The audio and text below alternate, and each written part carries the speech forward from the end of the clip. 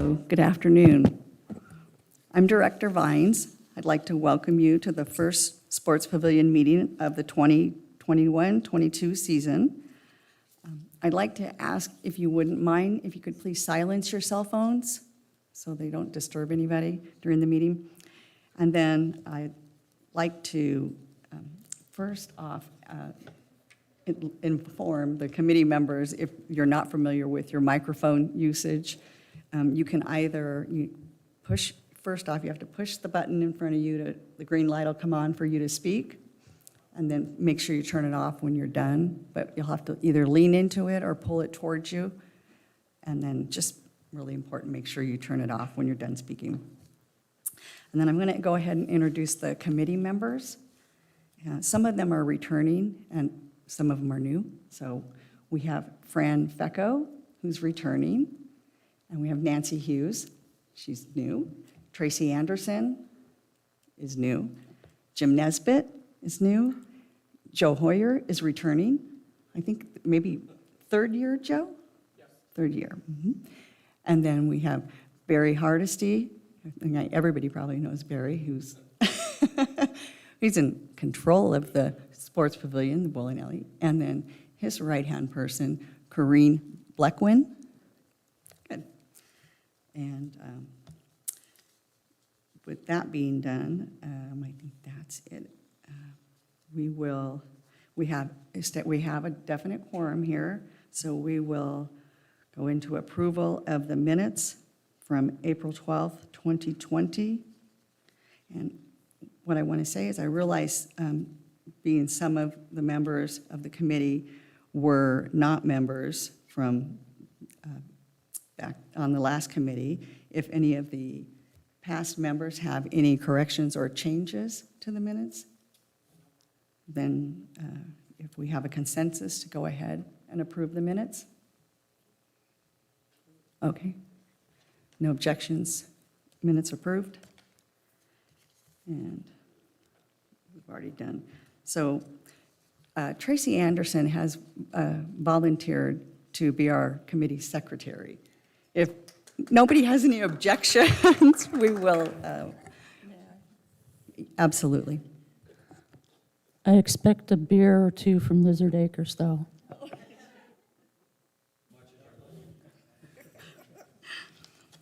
Yes, I was extremely pleased that somebody volunteered. It's just a pretty thankless job.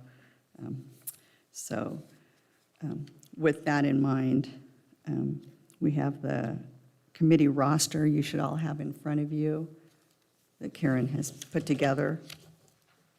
And now Karen Ripken is at the podium. She's going to run through how to use BoardDocs for us. Okay. We have a lot of new committee members, so I don't know how many of you are familiar with BoardDocs. So Katie has put up a cheat sheet that you also have a copy of in front of you. The most important thing, if you don't know how to get to BoardDocs easily, is to know the shortcut, which is G for governing and B for board, gb.suncitywest.com. If you type that into your browser bar, and so Katie, do you want to bring up, are all of you familiar, before I probably travel down this lane, do all of you feel comfortable getting to BoardDocs? Each of you? Okay, because then, I mean, we probably don't have to go through it then, Katie. If everybody knows how to do it, the link gb.suncitywest.com is really helpful. It'll take you right there. Okay, so, and then just so you know that you can find bylaws and policies under the tab called Policies.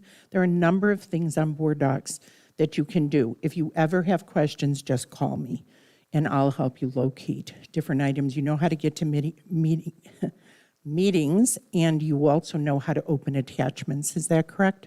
The little file folders. Okay, perfect. So I'm not going to bother with BoardDocs then, Lisa, because the committee, and I'm really here for the committee, not for the audience. So I need to be sure that the committee's all set.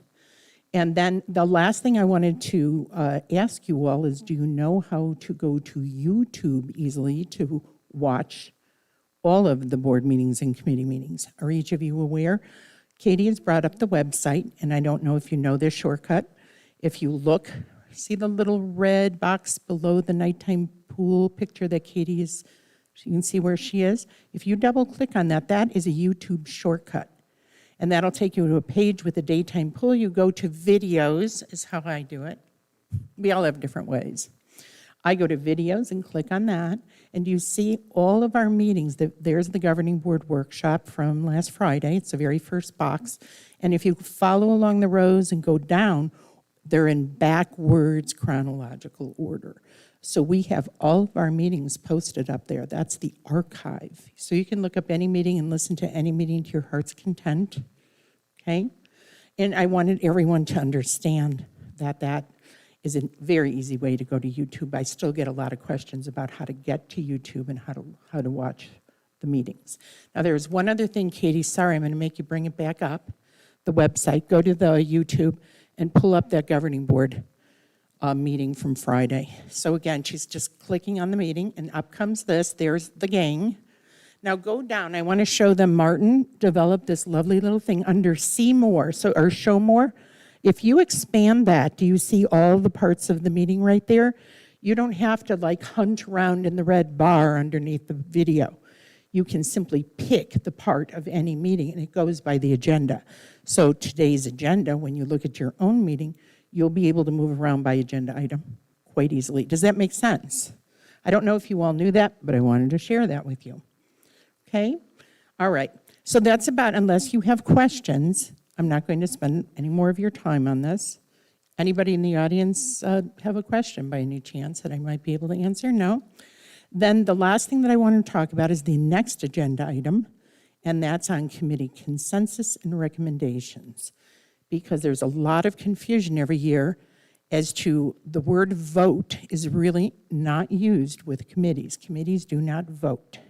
They reach consensus to make recommendations to the board on various materials or items, business materials or whatever.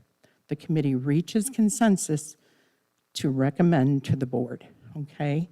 I get a lot of confusion over that, and I just want to be sure that everyone understands only the governing board votes, okay? Does that make sense to everybody? It's an important distinction. All right, so having said that, just wanted to be sure that there's no confusion about that. And what happens then, now I'll give you a quiz since everybody knows. So if you don't hit 100% consensus, what happens? Consensus means 100%. So if one of you decides you don't agree, there's no consensus, what happens next? I'm waiting. Go ahead, I mean, anybody, just, because again, this is important, because what if one of you decides you don't agree to recommend to the board? Yes. Yeah, absolutely. It's just that simple. You do basically a roll call, okay, or a hand raise or whatever. And then as long as you hit a majority, you're good to go. Okay?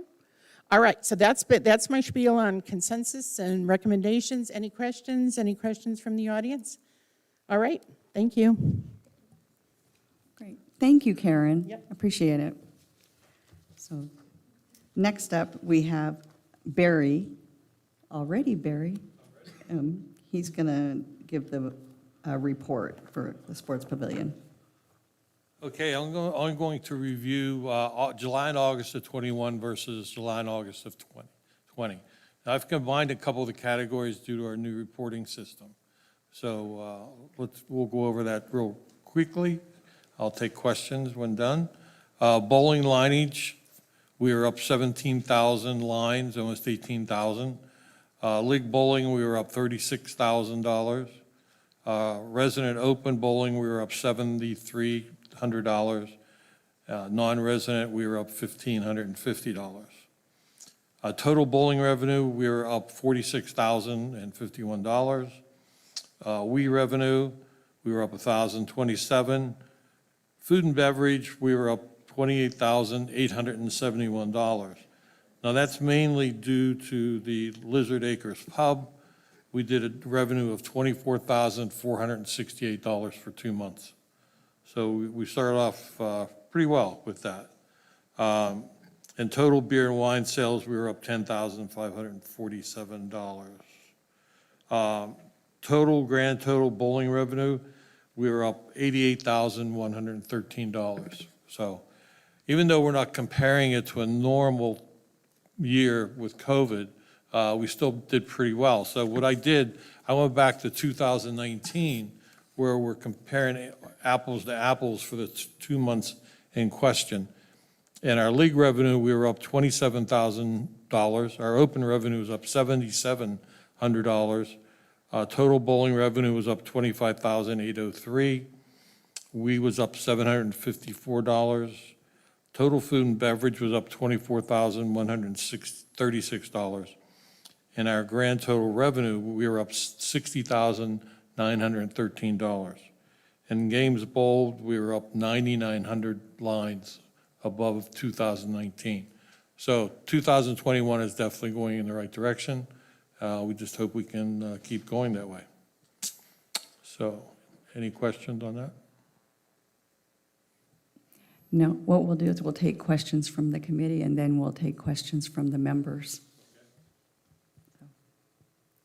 No, if the committee doesn't have any, do the members have any questions? We've got a microphone.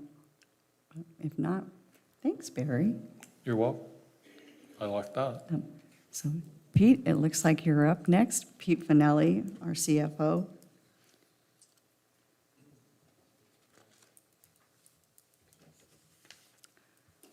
Welcome, Pete. Oh. They're all the same? Did he give you? That's for you, I guess. Hello, everyone. Pete Finelli, the CFO. I apologize for the people in the audience. What I've handed the folks here is a snippet of our reserve study. It essentially creates the 15 or 20 or so items that we have in our repair and replacement long-term planning. It does not have anything on there about the exact year we're intending to do that, but with your blessing, Lisa, we can communicate over that, or you can take that page home and defer this for a month or whenever you want, and then we can talk about it more at length when you feel that the audience has access to it, and or chance for your people to look it over. Yeah, I think that would be the best. I I'd appreciate that. Thanks, So, Pete. Just for the people in the audience, it's everything from lanes, pin setters, roofs, equipment, of course, that's used. So this gives them an idea of just how many dollars and large dollar repair and replacement that does go through that very large production that Barry puts on. So with that, if you don't mind, I'll move on into the financials. Of course. Oh, Thank you. I believe Pete, there's a question from one of the sure. committee members. Hi, Pete. On the column that's marked EL, what does the EL stand for? Estimated life, useful life. Thank you.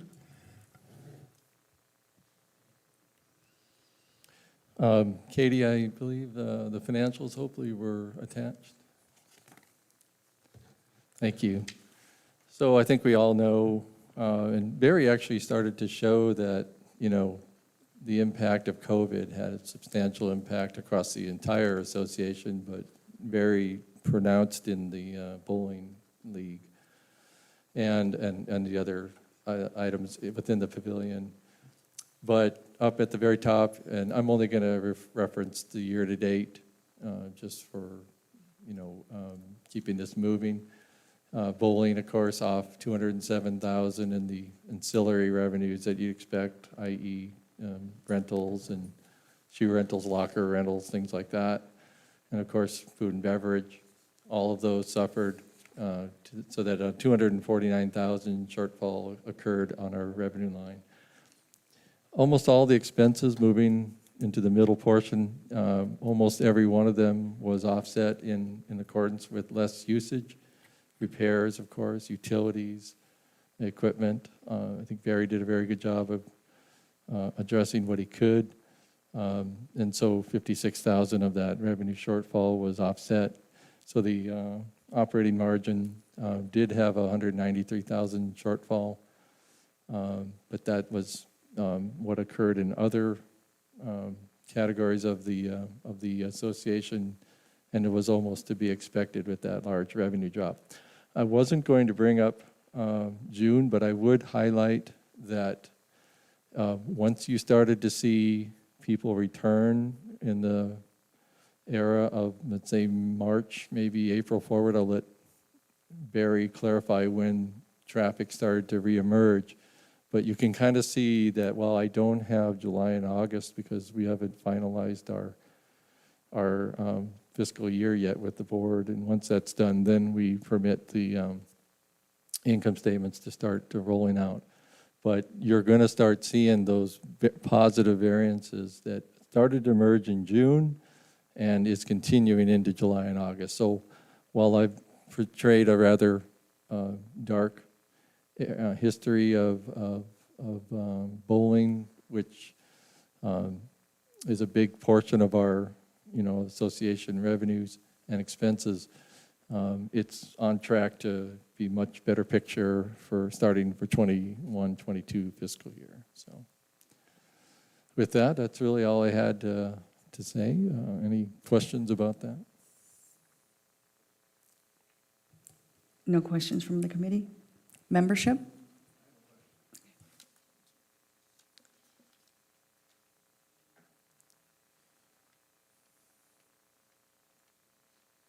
Hi, Pete. Bernie Reed, 131417. I just have a question as to, you're talking about July and August being better. You don't have anything that's even unaudited numbers? I mean, you're looking, here's a committee that's looking at trying to do things, and they're looking at numbers from June. Barry's numbers were significantly different.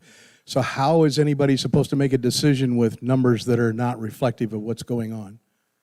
Well, I'm not aware of any decisions being made. If that question came, I understand what you're saying, but Okay, I suppose- decisions, thought processes, ongoing. In general terms, I believe the revenue excesses are probably going to be 25,000 or so. So do you think per month. this is going to be a significant difference between what's portrayed here and what's in actuality? No, nothing's up there for what I think you're asking. I thought you were saying, why aren't they seeing July and August? So July and August are going to portray more of the same. It hasn't been as good as, or as robust as Barry is portraying in his No, it'll report. be in sync with that, yeah.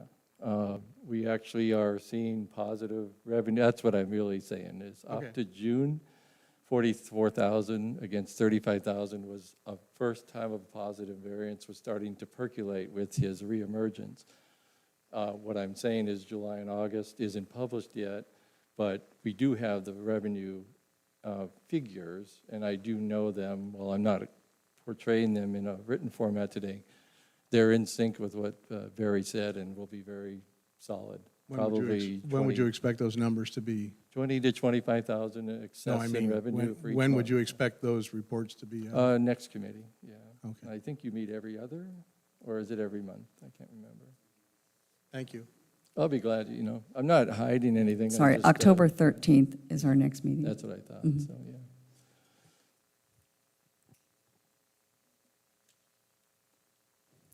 Thanks, Pete. Appreciate it.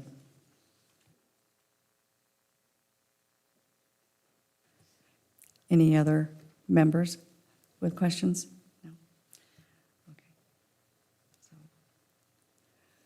So with that, we have review of the committee roles, responsibilities, limitations, and committee handbook.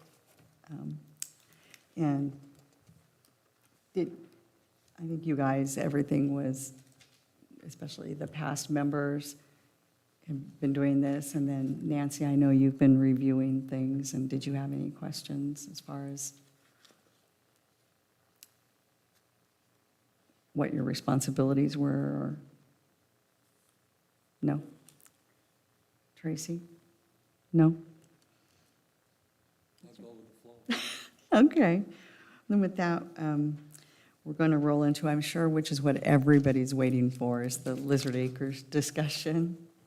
There's been a lot of questions being thrown out about what's going on with Lizard Acres, and things are going so positive, doing so well with Lizard Acres. And so we'll start with the committee, and if anybody has any questions on, what's going on there for Barry, and do we have anything planned, or if you can go ahead and ask those questions.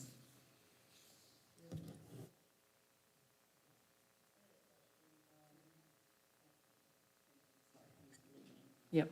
I just have a question about, we're operating now on the July 2021 to July 2022 fiscal budget? Or June, okay. June, okay. So when we do that, have you already basically laid out your entire budget for that period? And if so, do you have anything, what kind of plans for your budget do you have for Lizard Acres? Right now, we have nothing. We put together that at the last minute. We had a very, very small budget to put it together. So we'll be in talks with Bill Schwinn, the general manager, for the following year to see what transpires for the lounge. Because when we did our budgets, the lounge wasn't even open yet, and we hadn't even planned to open it yet. So this was done, a month before we opened. So budgets were already well established and almost finished, already planned for the following year. So that would be something the following year. The only question I have is, so then if somebody wants to make a suggestion for Lizard Acres in the future, it would be basically from, are you saying June? September, October, we're putting together the capital for the following budget. So Pete could probably elaborate that more than I can. I want to make sure I know what you're referencing. Are you talking about capital spend or operational? It matters in terms of my answer. Both. Okay, so he's 100% correct. We finalized our budget in late May. Most of the renovations and the reopening occurred in June, and positive environment that he brought up earlier in terms of revenue sales is proving to be very positive.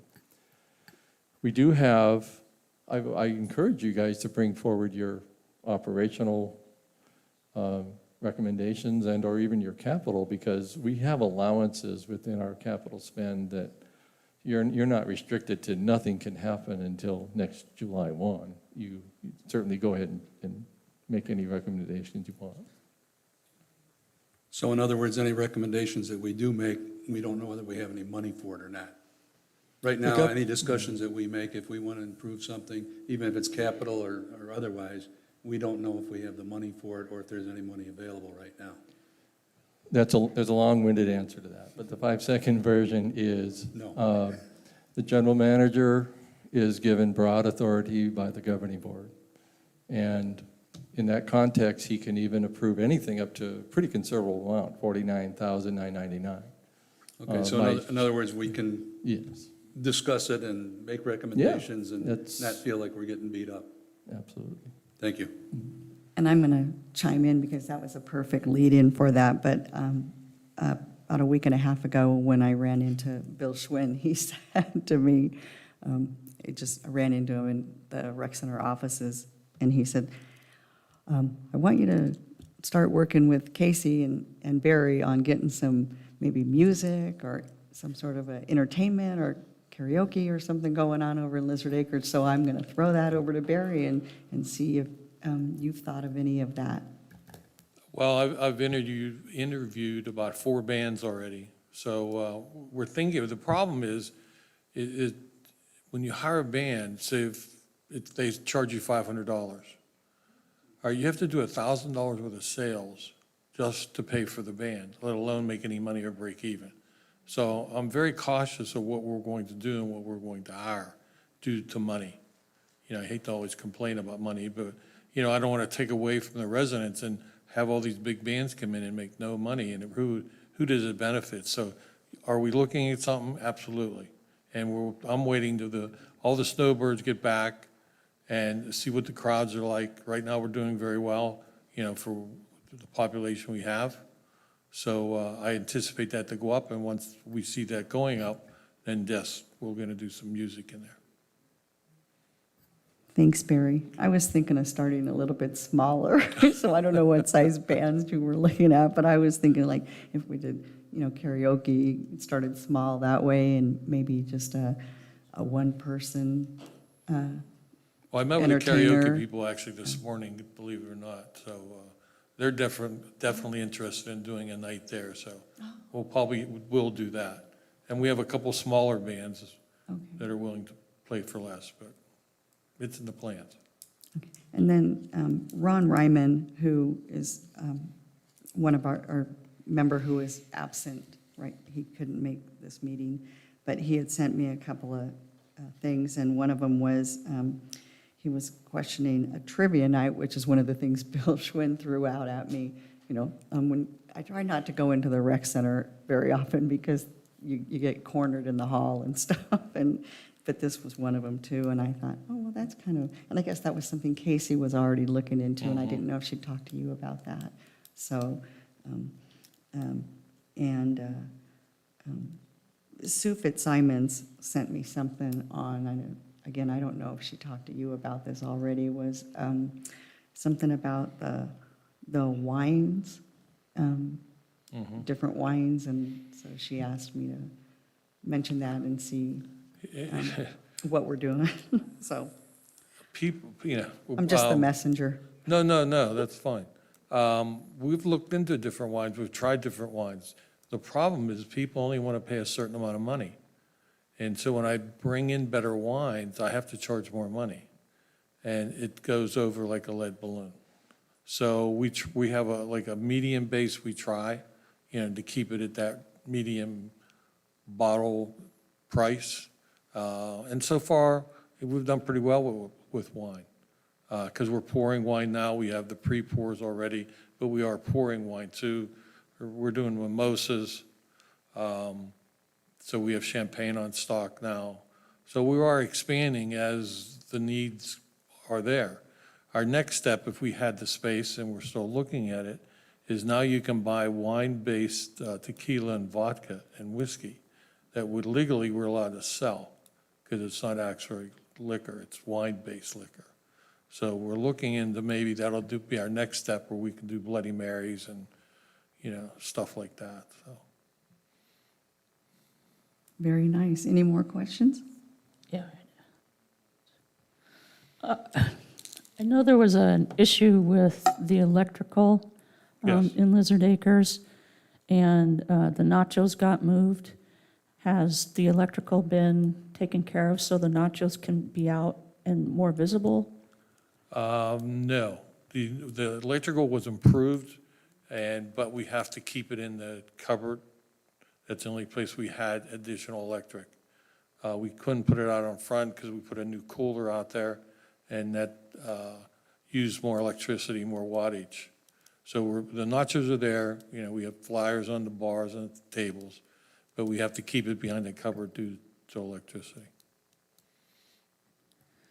With the nacho cheese, how many days can you keep it? Like if you don't sell all of it, during the day, do you have to dump it or? No, it's reusable up for a couple weeks. Okay. So luckily, we haven't had to throw any away. But we now have large pretzels there too, so you can get that now. We have a little oven we can bake them in. Takes about 25 seconds, so we've added that to our list. And we have an appetizer list for Mimos. That hasn't gone over very well, but it's there. That was going to be my next question, is I was going to ask you how that appetizer list is going over. Not too well. You weren't, okay, a little bit pleased. Okay, thank you. Have we looked into any type of sausage cooker like they have at the golf courses? For like hot dogs or? No, we don't have a license for that. We actually Okay, can't. you're talking the food? Yeah, we can't actually cook anything. All we can do is microwave something or something like that. We'd have to get a liquor or a health license to sell food, bake food, and then we would have to get certified, so. So you're just talking about anything we can microwave, maybe pizzas, like a pizza oven or something like that? We have one. We have a Okay. little one we can do, but the problem is right now, we haven't found the right pizza, nor do we have the storage to keep the frozen pizzas. We just don't have a freezer. One other question, not that it had anything to do with food, but have we looked about putting charge cards in there where you can charge your food or charge your liquor? We're getting a new POS system, and that'll include a credit card machine. Okay. That's been on order or close to it, yes. But we are putting an ATM machine in the lobby. That should be done in the next couple of weeks. Through the one in Mimo's, we're just having him move it outside, so we'll have access to it the whole time. That's great. Thank you, Barry. Okay. Barry, is there an opportunity to have a microwave in there? Like if someone were to donate a microwave and sell popcorn like the golf club do? Is that possible? Sell popcorn? Yeah. Yes and no. I hate popcorn. No. The problem with popcorn is it's a mess. And it's really hard to clean up all the time. It gets all over the floor. The grease gets on the floor. It's just a high maintenance thing. So we try to stay away from popcorn and shelled nuts. So, sorry. That's okay, I'll just get it at the golf course. Another thing, we're talking about revenue, increasing revenue in there. I've noticed that the dart people are in there. They're in there constantly and having a great time with the dartboards. Is there any thought about maybe putting a pool table in there, a coin-operated pool table, you know, the small ones, or maybe a bumper pool table?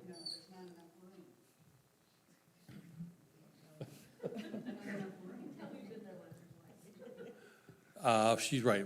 There's really, we thought of that at the beginning, but it would just take away too much seating. And we're hoping to, you know, like on football and stuff like that, to fill the place up. So it would really eliminate a lot of seats. And since we have all that in the billiard room, you know, people are used to playing for free. They're not going to pay to play in there. They expect it for free too, so. Great. Any more questions? Okay. Can you go to the microphone, please? Thank you. Jewel Hall, 12702. Are people allowed to bring in food into Lizard Acres? Yes. Yeah, if you want to order a pizza and have it delivered in, that's fine, Anything else besides that? What else, for instance? whatever you like. Barry, before he gets to the microphone, I'm going to ask you, so before it was said that you could only do that when Mimo's was closed, is that still the rule, or can it be any time of day? Any time of the day. Okay, thank you. Yeah, if you're not happy with Mimo's, I think we should allow you to bring something in if you'd like. Matt Thompson, 117853. And I want to talk about a couple of topics, and you've kind of hit on all of them. But it's the focal point of the rec center here specific, and the use of all the facilities and how they're not being modernized. So Lizard Lounge was a great idea. I've been in this community for 18 years. I've been a member here 10 years. And I was actually astounded to see Lizard Acres or the Lizard Lounge, because it's something the community has needed for a long time, and I didn't know why. For many years, there wasn't a bar, you know, that was part of the facilities here, but I'm glad it's here. But I saw also about a year ago in the Independent, excuse me, an article from a lady who was leaving the community because she didn't feel that it was suited to the younger generation, and the fact that younger people like to mingle and drink, and that's what the Lizard Lounge is all about, and you're seeing the success of that here. So I'm going to suggest that you do like Mimo's, that you actually lease this space to somebody who can make it into a real live bar, where you could have atmosphere and live bands would be welcomed, and the like. But right now, a live band, I don't think would be suitable to the space, but if you spent $500 on some speakers, you could certainly improve the quality of the sound in there, rather than just have the TV. The other thing I wanted to talk about was the food selection. So I was on a jury down in the Maricopa County Superior Court, and in the jury room down there, they have vending machines that are frozen vending machines that are serviced by outside people that have a great variety, maybe 20 or 30 different varieties of frozen food and 2 microwaves. So all you got to do is put in the microwaves, let somebody else service the machines, and you have all the food you need there. So I just wanted to share those ideas. And then about the pool hall, I'm a pool player, okay? You guys have got great equipment here, great. I mean, it's absolutely phenomenal, those tables in there, okay? And I don't understand why you're not having tournaments, you know, for both the men and the women. You could bring people in from all over the country here to play in that billiard room. But again, I would lease that space to somebody who knows billiards and let them build a real billiard pool hall for you, because there's a great potential there. So I just wanted to share that stuff with you. Okay, thank you. Thank you.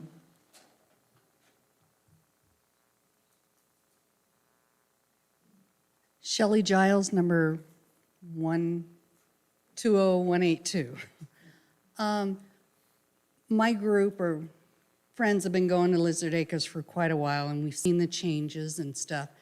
In talking with the bartenders, we did notice, okay, first of all, live bands, that's great, but not every night, and I wouldn't do a cover charge because people aren't going to be used to that. There's a guy up north that lives in Sun City, Bruce Van Rye. He has a compound up in Pine Top. He hosts bands every week and packs the place.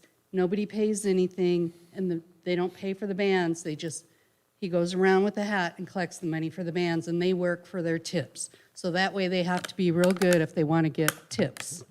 So that's one thing.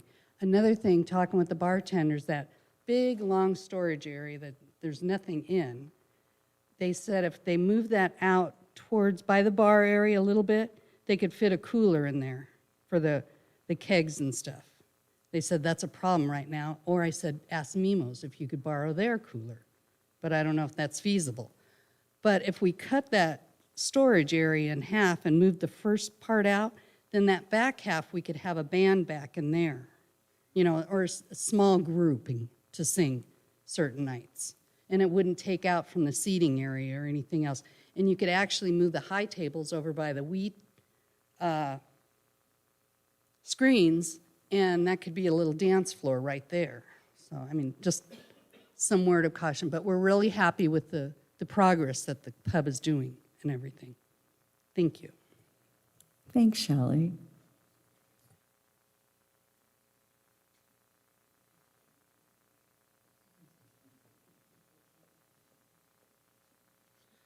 Lauren Johnson, 129. Oh, my God. This is a test. Yeah, I flunked. I just looked at it, too. 123923. Good Lord Almighty. With Barry's motivation, I started the darting way back when. We've grown the club from zero, from myself to now we have almost 50 people on our log. The position that we're in right now, I invite everybody to please come Monday night, 6 o'clock, and look at the dartboards. For the first time ever, we're going to have 6 teams with 4 person on a team, 24 people in that little area. It's going to be unbelievable. And this is just the start. Since Lizard Acres is opened, we have 6 new players. And this is the slow time. Slow time. Okay? What's going to happen when the snowbirds come back and they see that place? It's going to be just unbelievable. Unbelievable. Okay, so where I was getting to, we're getting to a point where we almost need a 4th board. In other words, Monday and Thursday. Thursday we're going to have 6 teams again with 3 people on a team. All 3 boards are going to be full. The public cannot use them. We're going to be using them as on our traditional designated time. We're getting to the point we need a 4th board. A 4th board is not going to fit where it is now with the rest of those. I propose to move them over to the green wall to the far right side Okay, can I please ask that you don't yell out from the members? Right where the Thanks. dance band was going to be or something like that. Over to that, over to the right side. If darts continue to grow, which certainly they could, and we need a fifth board, a sixth board, they can just run right up the wall. That is my proposal. Thank you, Lauren. Kay Williams, 101-631. Barry, I've got a couple of questions for you. What's the maximum occupancy allowed by the fire department in that room right now? I think it's 222, believe it or not. We can comfortably seat 160 Okay. with no problems. Right now, we have seats, I think, for around 85. That sounds more reasonable. In addition to the comments the gentleman just made about the darts, I'm surprised, as concerned as we are about safety, that no one's pointed out to you the safety hazard it creates as the emergency exit is right by all of those dartboards. If you had to evacuate people out of that room, you would have a mass pileup in that corner. So I support his idea to put the dartboard somewhere else, so if you ever needed that exit, it would have access, because you're creating a safety hazard there. Last item. Last year's committee had put together a very expensive and unnecessary business plan for the Dream Lizard Acres Pub. For those who never saw the document, the estimate was $225,000 to $275,000 for that room. I would certainly hope that this committee and the current board has more common sense than to invest that much money in that space. So if it comes back to you, committee, look at it carefully. Last thing, Barry, I assume that you're saying there's nothing in a capital project that's in the 21-22 budget for that room? Correct, Other than money that Bill can spend up to just under $50,000? correct. Okay. When the Properties Committee does their walkthrough, and they're starting in a couple of weeks, they will be doing a walkthrough of your entire facility as usual, I assume? Yes. Okay.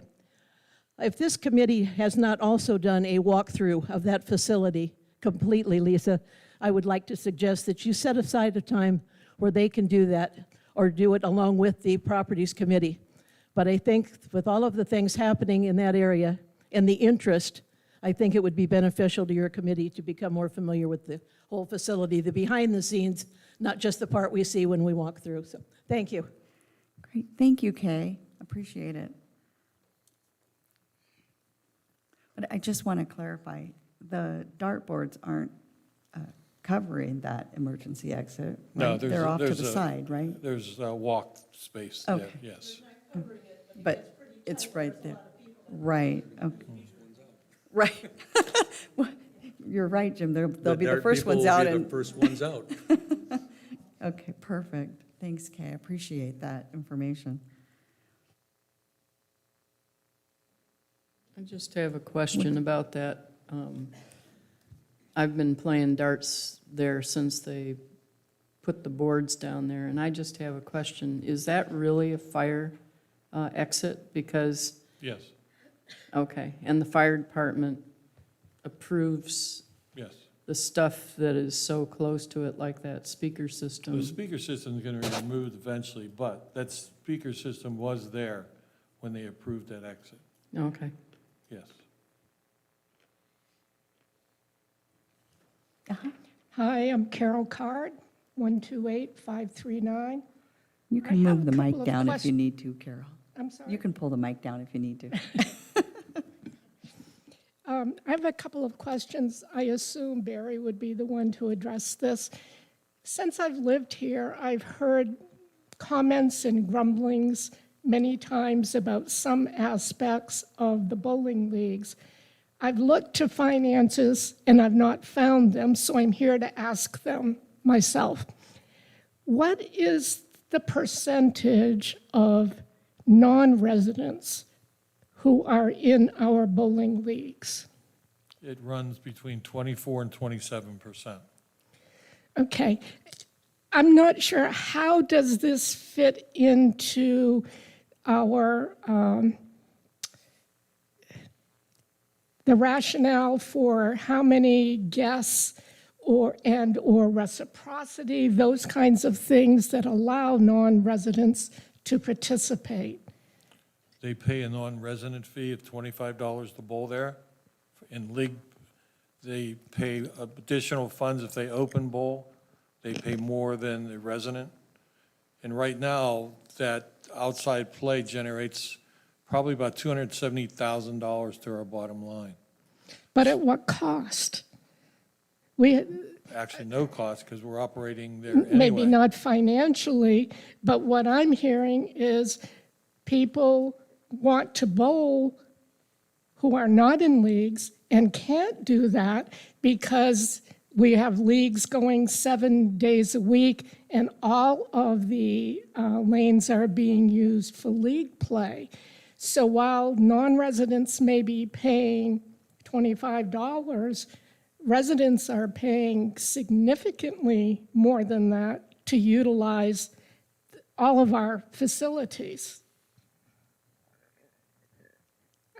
I'm just not clear on how this came to be. Well, it's always been that way. It's just when the lanes are sitting empty, it costs us a lot of money. So it's my responsibility to get as many people in there as I can. Now, if a Sun City West, if we have an opening in a league, or we have an opening for a whole league comes about, Sun City West residents have first choice. So if I can't fill it with a Sun City West resident, then I go and try to fill it with somebody else. Now, open play is non-guaranteed. You know, people say, well, I want to bowl. Well, how many times do you bowl? I bowl once a year. Where if I get a non-resident league in there to bowl in those lanes, they're bowling 24 to 32 weeks out of the year.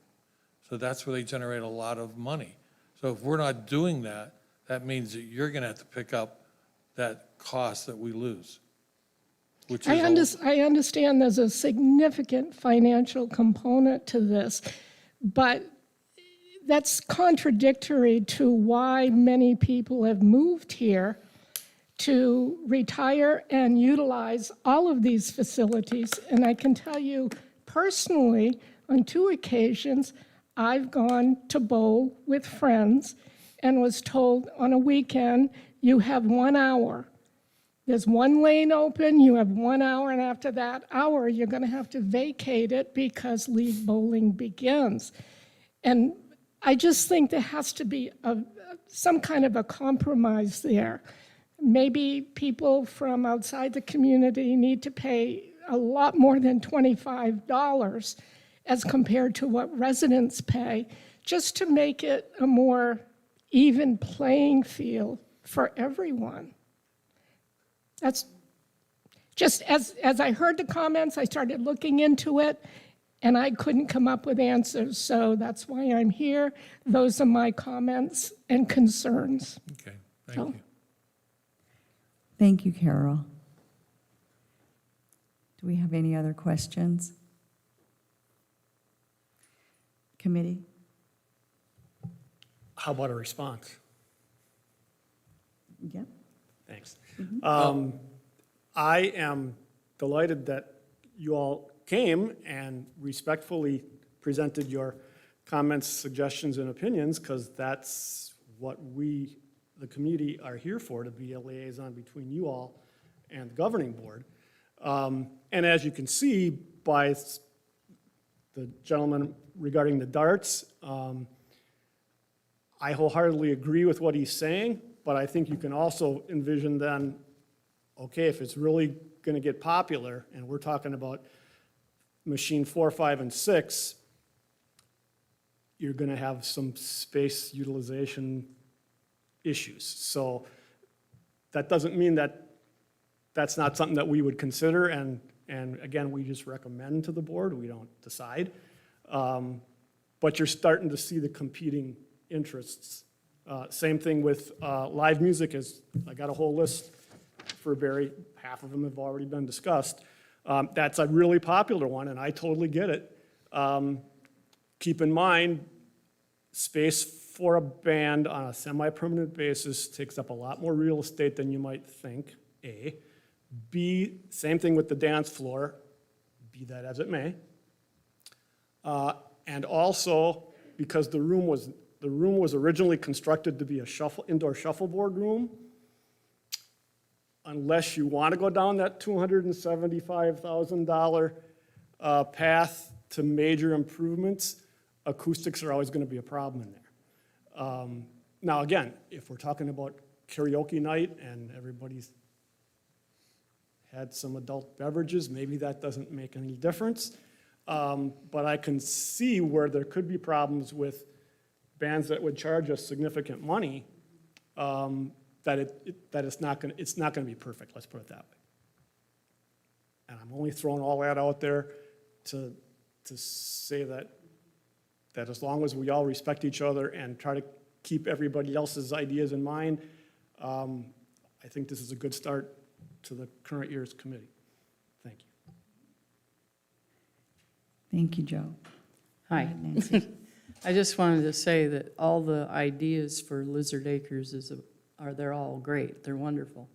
But the thing of it is, because it is a finite space or venue, maybe we ought to consider a big part of discussion, figuring out how to be able to accommodate as much as we can, but keep in mind that whatever we do in there, the stuff that you put in there has to be movable, so that it is not going to be tied directly to a specific area, other than, I know, the televisions and the Wi-Fi, or the Wii bowling, and then, and you can't move the bar shuffleboard, things like that. But the furniture and everything else in there, hopefully if we make sure that it's movable and it doesn't break during the move, it can be reshuffled into different, I know it sounds a little naive, but it should be able to be shuffled into different configurations to accommodate different nights there, so that the majority can be happy. That's all I had to say. Thank you, Nancy. So with that in mind, I think I appreciate everybody's comments. And the one thing that we have to remember is that the committee, we all want to see Lizard Acre succeed and be successful, and we can come up with ideas and thoughts, and through myself, we can funnel them to Barry and see where it goes. We can make suggestions, recommendations, but just we're the liaison to the governing board to help Barry make that successful. And if there's nothing else, nothing else, we'll adjourn the meeting. Oh, wait, Lauren has something.